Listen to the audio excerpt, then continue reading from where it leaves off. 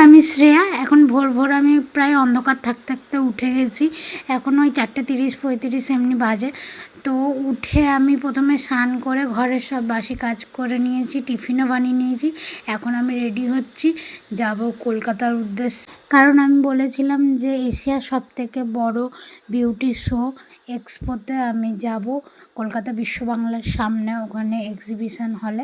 তো আমি রেডি হয়ে চলে গেছিলাম। আমার বাবা আমাকে ছেড়ে দিয়েছিল স্টেশন প্রথমে, দিয়ে স্টেশনে গিয়ে দেখি আমার সঙ্গে যে বান্ধবী যাবে সেও এসে দাঁড়িয়েছিল।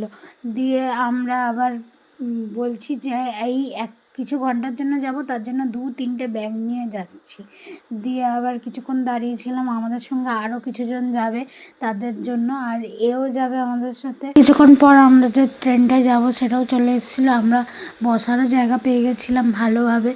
দিয়ে ট্রেনে উঠেই আমরা আগে খেতে শুরু করে দিয়েছি, কারণ আমরা কেউ সকালবেলা কিচ্ছু খেয়ে আসিনি। একটার পর একটা টুকটুক করে মুখ চলতেই থেকেছে, আমাদের কিছু করার নেই, ট্রেনে উঠলে এগুলো চলে। আর এই অনিমাদি এনি হচ্ছে মানে পাগল হয়ে গেছিলো, মানে ট্রেনে উঠে ওই জন্য যা পাচ্ছে তাই করে যাচ্ছে। তারপরে আমাদের আবার চা খেতে ইচ্ছে করেছিলো, আমরা আবার চাও খেয়ে নিয়েছি একটু।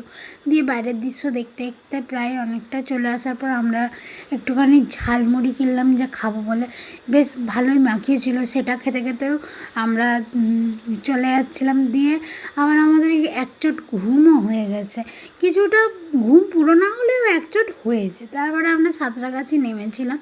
নেমে ওখান থেকে আবার বাস ধরে আমরা বিশ্ব বাংলার সামনে গেছি, কারণ ওখান থেকে বাস ধরে গেলে একটু তাড়াতাড়ি হয়। তাও মানে জ্যামের চক্করে আমাদের 2 ঘন্টার ওপরে লেগে গেছে, মানে বাসে, তার মধ্যে এত ভিড়। দিয়ে আমরা বিশ্ব বাংলার সামনে নেমে গেছিলাম। আর এটা আমার ফার্স্ট টাইম আমি এই বিশ্ব বাংলার সামনে এসেছি।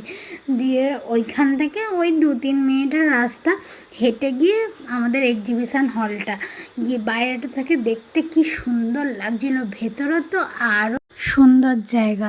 আর এখানে আমাদের মনে হয় ওয়েস্ট বেঙ্গলের যত মেকআপ আর্টিস্ট আছে যত, সবাই এসেছিলো, সবার সঙ্গে দেখা হয়েছে, খুব মজা হয়েছে। মানে আমি যেটা এক্সপেক্ট করিনি যে এত মজা হবে, খুব মজা হয়েছে, খুব ভাল লেগেছে এই জায়গাটায় এসে। আমার ফার্স্ট টাইম লাইফে আমি গেছি, প্রথমেই এক্সপিরিয়েন্স খুব ভালো।